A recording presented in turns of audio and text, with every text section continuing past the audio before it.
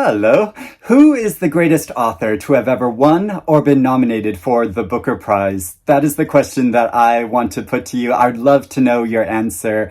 And it's the question I want to focus on today as a way of discussing a book and an author that I just read.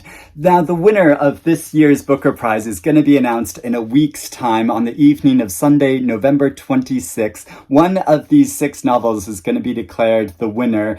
And I've been fortunate enough to have been invited to the ceremony. So I'm going to be there. It's going to be live streamed, and you might catch a glimpse of me or more than a glimpse of me on the live stream. Very exciting. Stay tuned for that. But to answer my own question, I would say Iris Murdoch is the greatest author to have ever won this prize. Her books are so entertaining and intelligent, and I just read her novel, The Black Prince. It's the Booker's Book of the Month Club, and it's very appropriate that this is their Book of the Month, because for a couple of reasons, actually, because earlier this year, the trophy for the Booker Prize was named Iris, the Iris after Iris Murdoch. And, but also this novel, as well as being highly enjoyable to read, encompasses a lot of themes that speak to the central meaning of the Booker Prize and debates about what the prize itself means. And it's been wonderful reading this novel as part of the Booker's Book of the Month Club, because they've had interesting and informative articles and guides and a podcast on the Booker Prize website. So I'll put links to those below. And I found them especially helpful because when I started reading this book, I wasn't sure if I was going to get into it because I had an issue with it, which I'm going to talk about more in a few minutes' time. But I know some readers find it quite intimidating starting to read Iris Murdoch for a couple of reasons. Firstly, she wrote so many books. She published 26 novels. Several of them were nominated for the Booker Prize over the years, including posthumously her novel A Fairly Honorable Defeat was longlisted in 2010 for the Lost Booker Prize. And I talked about this book in an article I wrote about big books from the Booker Prize website that I'd recommend. It's such a wonderful read. But also 5 other of her novels were shortlisted for the prize over the years. And of course, her novel, The Sea, actually won the prize. And I have this beautiful first edition of that novel that my partner gifted to me for my birthday several years ago. It was such a wonderful present. And this is one of the rare books in my library that I actually keep 2 copies of the books on my shelf, because I have this, but I also have this beautiful vintage classics edition when a few years ago they reprinted a number of her books, and they're really beautiful. And so, yeah, both of these are so gorgeous. I want to keep both of them on my shelves. Now, I know readers are also slightly intimidated to start reading Iris Murdoch because her books are said to be philosophical. And I know for some readers, they hear that and they're like, oh, I don't know. That sounds quite like high-minded and difficult. But her books are so wonderfully enjoyable to read. They have these intricate, fantastic plots that have lots of messy love affairs in them that make them so exciting and enticing to read, but they're also filled with great ideas and literary influences, and The Black Prince is certainly a prime example of that. There's so much that I could say about this novel because it has such a rich story. I could go on and on about it, but I'm going to focus on one key relationship in it, and that is between a character named Bradley Pearson, who narrates the bulk of this novel, and a character named Arnold Baffin. They are friends or frenemies. Bradley thinks of himself as a great author, even though he's produced very little literature in his life. He just retired recently, and he is set upon writing a great novel. And he is distracted by a number of people that he's associated with, and he gets entangled in all of their messy issues, and they distract him from writing this great book that he is planning to produce. And so there's this comic thing about it that he keeps wanting to go away to create this novel, but he keeps being distracted by all these other people. Now, Arnold is actually a successful writer, and he produces quite a lot of books, but Bradley really looks down on Arnold's works, and thinks that they're lowbrow and they're not written very well. And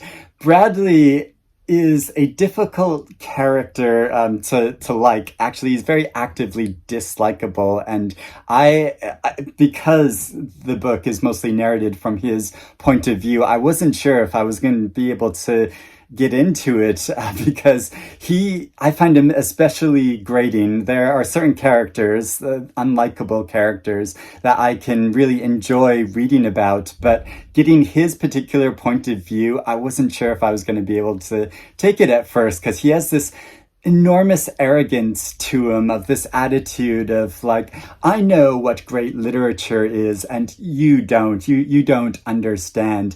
And that is a kind of attitude that drives me crazy. And so since he exhibits that in basically multiple times, I got so frustrated with it. But he's also dislikable on a number of different levels. He's misogynistic. He really looks down on people. His sister, who is really struggling with mental health issues and suicidal, he's completely dismissive towards her in a really horrible way. He writes a horrific review of his supposed friend's book, and he comes on to his friend's wife. And the crux of the story is that he falls in love with a young woman who is much younger than him, around 35 years younger than him. Now, to get a bit pop culture for a minute, Cher, she has a boyfriend currently, who is also, I think, around like 35 or 40 years younger than her. But she's Cher, and I'll give her a pass on that because she's Cher. But Bradley, I'm not going to give him a pass on that, and it's a bit icky how that is portrayed. But I got into his character and learned to appreciate him, partly because it's sort of filtered through Iris Murdoch as the author, like it's through his point of view, but, she is writing and controlling his narrative. And so you can tell at some points when she's kind of poking fun at this character and making fun of his like misogyny and his horrible arrogance at certain points, but at the same time she's really faithfully portraying him as a character that at certain points I did appreciate him and really felt for him and believed him as a real character. And this is like an interesting thing about Iris Murdoch's work and why I think it's so incredibly artful, because she writes these characters that represent certain points of view, certain ideas, or serve as kind of doubles for Shakespearean type characters. There are a lot of Shakespearean references throughout Murdoch's work, and especially in this novel, specifically focusing on the play of Hamlet, which isn't just like the ideas of it are in the background, but it's overtly discussed in the book when some characters are talking about the play and Shakespeare's life and the meaning of it all. And so yeah, the characters have all of these things about them, but they're also believable, or at least I find them so, like most of the time. When there's dialogue between them, they will say certain things which just bring them to life for me and make me really trust that these are real people. But at the same time, embody these different ideas which Murdoch is working with, and she's working through these philosophical concepts, but showing the real world consequences of them, how they play out in relationships, how they play out in romances and love and affairs and all of the messiness that that encompasses. And where this story goes is really gripping. I became completely enthralled by it because there's a whole mystery and suspense throughout the novel, because we know that Bradley has been involved in some sort of crime, but we don't know what that is. And so when that is finally revealed, and when very multiple dramatic events occur in the novel, I got completely gripped by it. And where Murdoch takes this novel and the way that she's designed and structured it with forwards and postscripts by different characters that give a whole new